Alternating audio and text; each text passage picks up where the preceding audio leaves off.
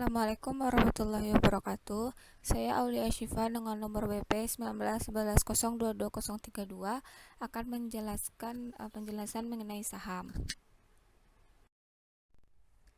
Baiklah, yang pertama yaitu mengenai saham. Jadi, yang pertama ada saham preferen. Nah, saham preferen ini memiliki karakteristik yang pertama yaitu preferen terhadap dividen.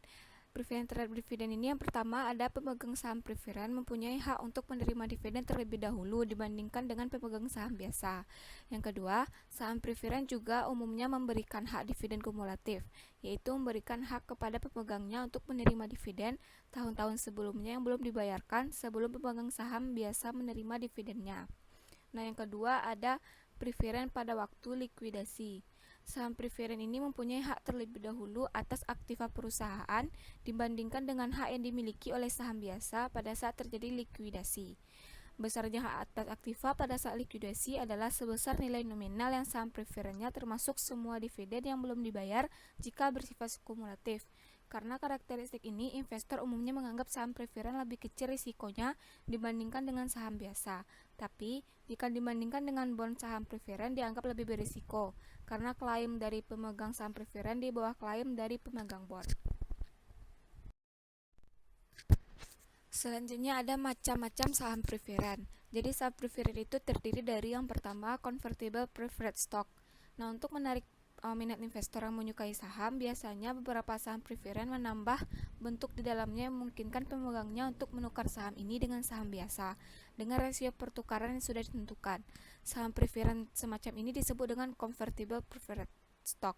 Selanjutnya yang kedua ada callable preferred stock.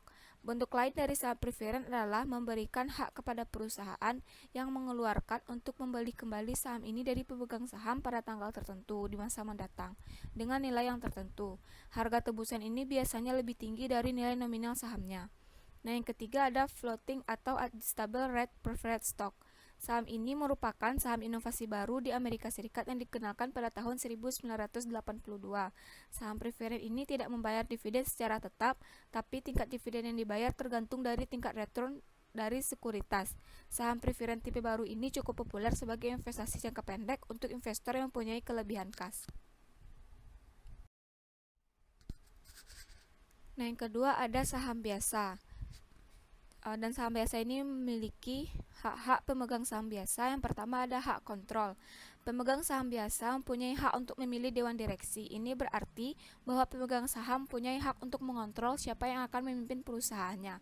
Pemegang saham dapat melakukan hak kontrolnya dalam bentuk memveto dalam pemilihan direksi di rapat tahunan pemegang saham atau memveto pada tindakan-tindakan yang membutuhkan persetujuan pemegang saham. Yang kedua yaitu ada hak menerima pembagian keuntungan. Sebagai pemilik perusahaan, pemegang saham biasa berhak mendapat bagian dari keuntungan perusahaan. Tidak semua laba dibagikan, sebagian laba akan ditanamkan kembali ke dalam perusahaan. Laba yang ditahan ini merupakan sumber dana intern perusahaan.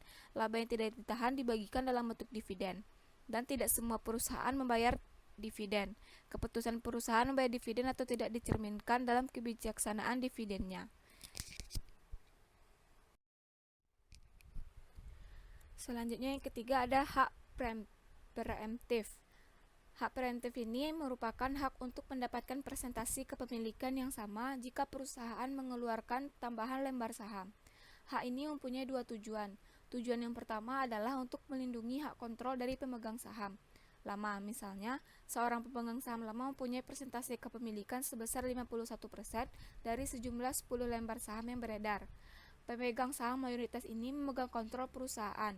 Karena tidak ada hak preemptif, manajer perusahaan yang juga memiliki 40% saham mengeluarkan saham baru sebanyak 2.500 lembar dan membelinya sendiri.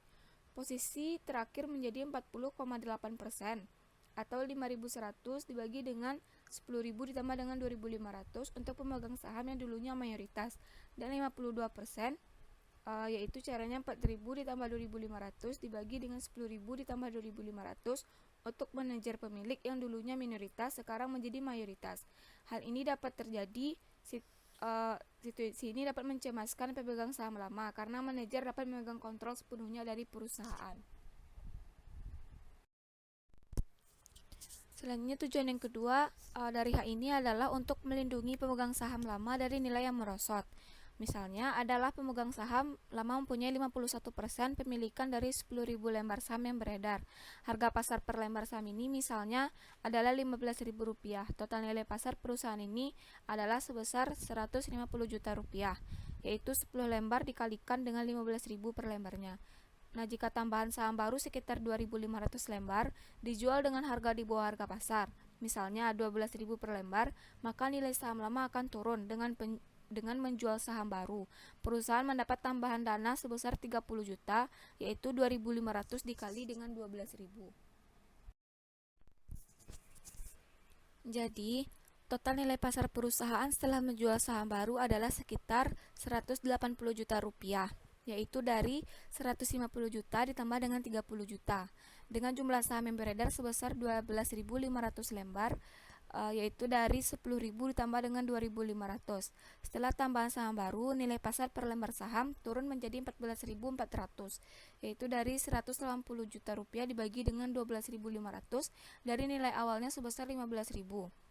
Akibatnya pemegang saham lama akan mengalami kerugian penurunan nilai harga sebesar 600 per lembar, yaitu 15.000 dikurang dengan 14.400, dan menguntungkan pembeli saham baru sebesar 2.400 per lembar, yaitu didapat dari 14.400 dikurang dengan 12.000. Nah, dengan demikian menjual saham baru di bawah harga pasar akan menurunkan nilai saham pemilik lama dan menaikkan harga saham pembeli baru, atau akan mengakibatkan transfer kekayaan dari pemegang saham lama ke pembeli baru. Yang ketiga ada saham treasury.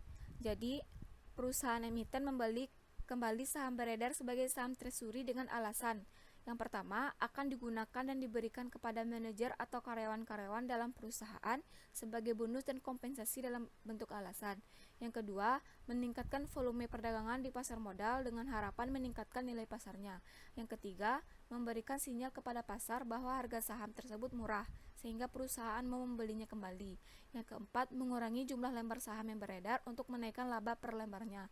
Yang kelima, alasan khusus lainnya yaitu dengan mengurangi jumlah saham yang beredar sehingga dapat mengurangi kemungkinan perusahaan lain untuk menguasai jumlah saham secara mayoritas dalam rangka pengambilan alih tidak bersahabat atau hostile takeover. Nah, selanjutnya kita masuk kepada nilai saham atau nilai buku.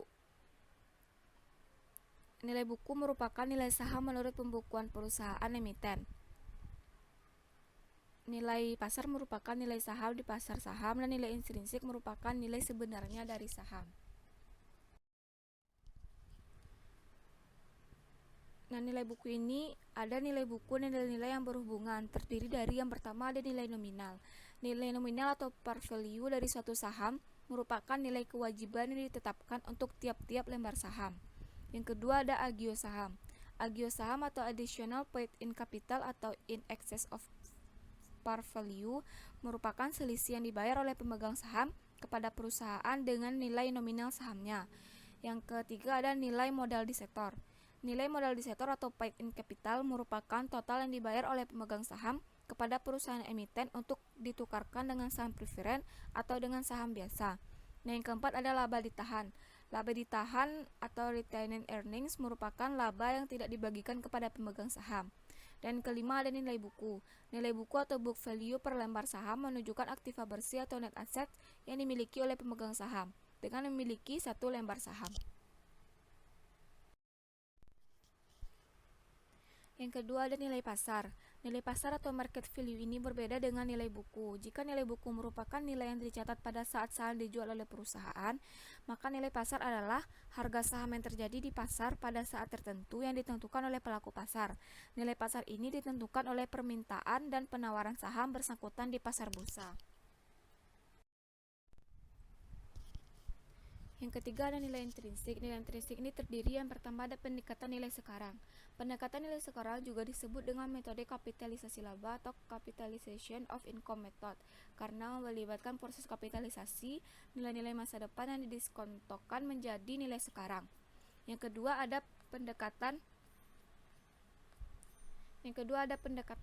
per. Alternatif selain menggunakan arus kas atau arus dividen dalam menghitung nilai fundamental atau nilai intrinsik saham adalah dengan menggunakan nilai laba perusahaan atau earnings. Salah satu pendekatan yang populer yang menggunakan nilai earnings untuk mengestimasi nilai intrinsik adalah pendekatan PER atau Price Earning Ratio, atau disebut juga dengan pendekatan earning multiplier. PER atau Price Earning Ratio ini menunjukkan rasio dari harga saham terhadap earnings. Rasio ini menunjukkan seberapa besar investor menilai harga dari saham terhadap kelipatan earnings. Nah, selanjutnya kita masuk kepada indeks harga saham dan corporate action. Yang pertama ada jenis indeks harga saham. Indeks saham adalah harga saham yang dinyatakan dalam angka indeks. Indeks saham digunakan untuk tujuan analisis dan menghindari dampak negatif dari penggunaan harga saham dalam rupiah. Jadi jenis indeks harga saham ini terdiri, yang pertama ada indeks harga saham individu, yang kedua ada indeks harga saham parsial, dan yang ketiga ada indeks harga saham gabungan. Nah, kita masuk kepada indeks harga saham individu. Ketika pertama kali saham dicatatkan di Bursa Efek, yaitu pada pagi hari sebelum perdagangan di bursa dimulai, saham tersebut sudah mempunyai harga, yaitu harga yang dibayarkan oleh investor di pasar perdana atau harga perdana. Nah, perhitungan untuk indeks harga saham individu dilakukan dengan rumus IHSI, yaitu jumlah saham beredar dikali dengan harga pasar dibagi dengan jumlah saham beredar dikali dengan nilai dasar dikali dengan 100, atau bisa juga dengan IHSI sama dengan harga pasar per unit dibagi nilai dasar per unit dikali dengan 100. Contoh, pada tanggal 27 bulan Agustus tahun 1990, saham GGRM dicatatkan di Bursa Efek sebagai berikut. Yang pertama, jumlah saham sebanyak 400.081.22.000 unit saham. Yang kedua, harga perdana sebesar Rp10.250. Yang ketiga, nilai nominal sebesar Rp1.000. Nah, pada periode berikutnya harga saham GGRM ini berubah setiap hari, yaitu pada tanggal 12 bulan Desember 1990 menjadi Rp6.200, pada tanggal 23 bulan Desember tahun 1991 menjadi Rp5.000, pada tanggal 29 bulan Desember tahun 1992 menjadi Rp3.050, pada tanggal 23 bulan Desember tahun 1993 menjadi Rp8.400, pada tanggal 28 bulan Desember tahun 1994 menjadi Rp13.125, dan pada tanggal 28 bulan Desember tahun 1995 menjadi Rp24.100. Selanjutnya yang keempat, pada tanggal 3 bulan Juni tahun 1996 dilakukan split dari nominal Rp1.000 menjadi Rp500 dan pembagian saham bonus sebanyak 962.44.000 unit saham. Harga pasar adalah Rp24.000 per 28 Desember 1995. Dan yang kelima, data closing price-nya pada tanggal 27 bulan 12 tahun 1996 yaitu sebesar Rp10.200, pada tanggal 30 bulan 12 tahun 97 yaitu sebesar Rp82.50, pada tanggal 30 bulan 12 tahun 2000 yaitu sebesar Rp13.000. Jadi diminta yang pertama, hitunglah nilai pasar per unit sebelum tindakan split dan pembagian saham bonus. Yang kedua, hitunglah nilai dasar per unit sesudah tindakan split dan pembagian saham bonus. Dan yang ketiga, hitunglah indeks saham GGRM pada tanggal closing price di atas. Nah, jadi jawabannya untuk yang pertama, nilai dasar sebelum split dan pembagian saham bonus adalah sebesar Rp10.250. Untuk yang kedua, jumlah saham yang beredar bertambah pada tanggal 3 bulan 6 96 karena split sebanyak 481.022 unit. Yang kedua, saham bonusnya sebesar 962.44.000 unit. Untuk total tambahan berarti menjadi 1.443.066.000 unit. Dan untuk jumlah saham awal itu sebesar 400.081.22.000 unit. Jadi total saham setelah split atau SB adalah sebesar 1.924.088.000 unit, yaitu 4 kali dari awal atau 4 dikali dengan 400.081.22.000 unit sama dengan 1.924.088.000 unit. Jadi nilai dasar turun menjadi 1/4 dikali dengan 10.250 sama dengan 2.562,50 rupiah. Nah, selanjutnya untuk jawaban nomor 3, yaitu indeks saham sebelum split dan pembagian saham bonus, yaitu pada tanggal 12 bulan 12 tahun 1990, yaitu sama dengan 6.200 dibagi dengan 10.250 dikali 100, jadi hasilnya 60,48. Untuk tanggal 23 bulan 12 tahun 91, yaitu 5.000 dibagi dengan 10.250 dikali 100, jadi hasilnya 48,78. Untuk tanggal 29 bulan 12 tahun 1992, yaitu 3.050 dibagi dengan 10.250 dikali 100, jadi hasilnya 29,76. Untuk tanggal 23 bulan 12 tahun 93, yaitu 8.400 dibagi dengan 10.250 dikali 100, jadi hasilnya 81,95. Dan untuk tanggal 28 bulan 12 tahun 94, yaitu 13.125 dibagi dengan 10.250 dikalikan 100, jadi hasilnya 128,5.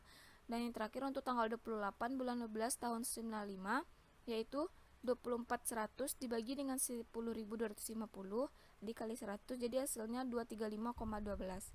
Dan untuk indeks harga saham sesudah split dan pembagian saham bonus, yaitu pada tanggal 27 bulan 12 tahun 96 sama dengan 10.200 dibagi dengan 2.562,5 dikali 100, jadi hasilnya 398,05. Dan untuk tanggal 30 bulan 12 tahun 97, yaitu 8.250 dibagi dengan 2.562,5 dikali 100, jadi hasilnya 321,95. Dan untuk tanggal 30 bulan 12 tahun 2000, yaitu 13.000 dibagi dengan 2.562,5 dikali 100, jadi hasilnya 507,32.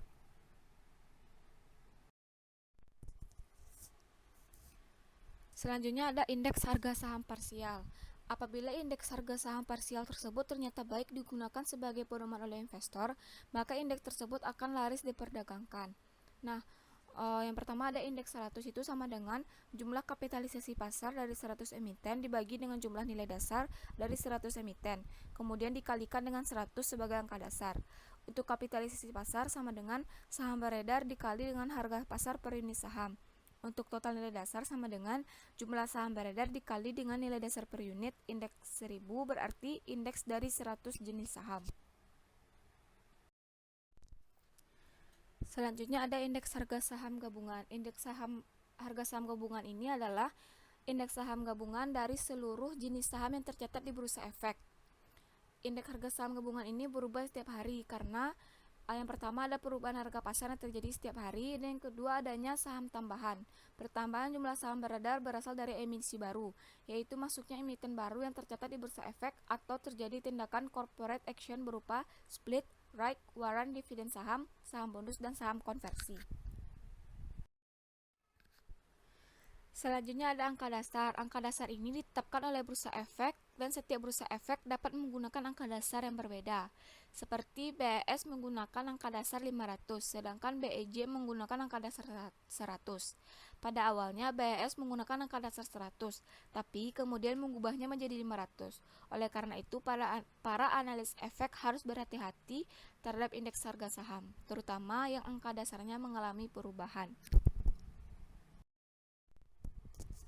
Nah, selanjutnya yang terakhir ada corporate action. Jadi corporate action itu yang pertama ada penerbitan right issue. Setelah perusahaan berhasil menambah modal melalui penawaran umum kepada masyarakat, tapi masih juga kekurangan modal, maka perusahaan dapat mencari tambahan modal melalui emisi berikutnya, yaitu right issue.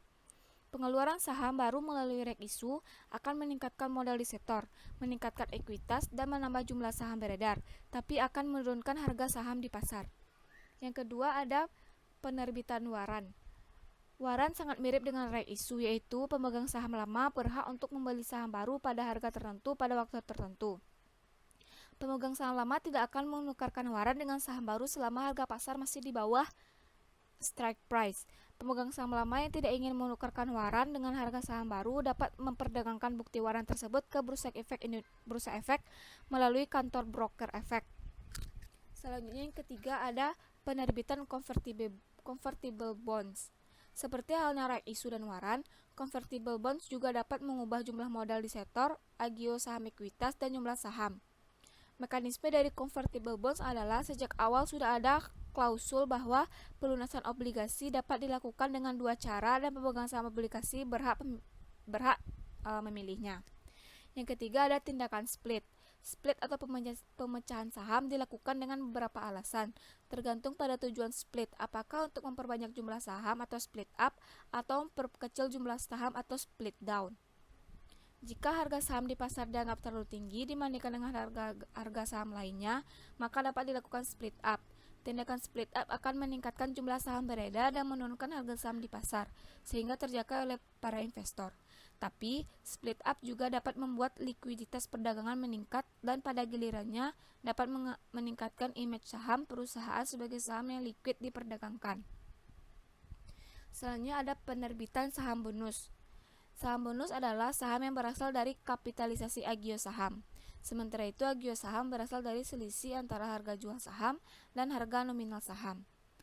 Dan yang terakhir ada penerbitan dividen saham. Dividen saham berasal dari kapitalisasi laba ditahan. Dividen saham memiliki nominal yang sama dengan saham yang ada, tapi dikonversi dengan harga pasar dan harga konvensi minimum sama dengan harga nominalnya, apabila harga pasar berada di bawah nilai nominal. Baiklah, sekian yang dapat saya jelaskan mengenai saham. Terlebih dan terkurang saya mohon maaf. Saya tutup. Assalamualaikum warahmatullahi wabarakatuh.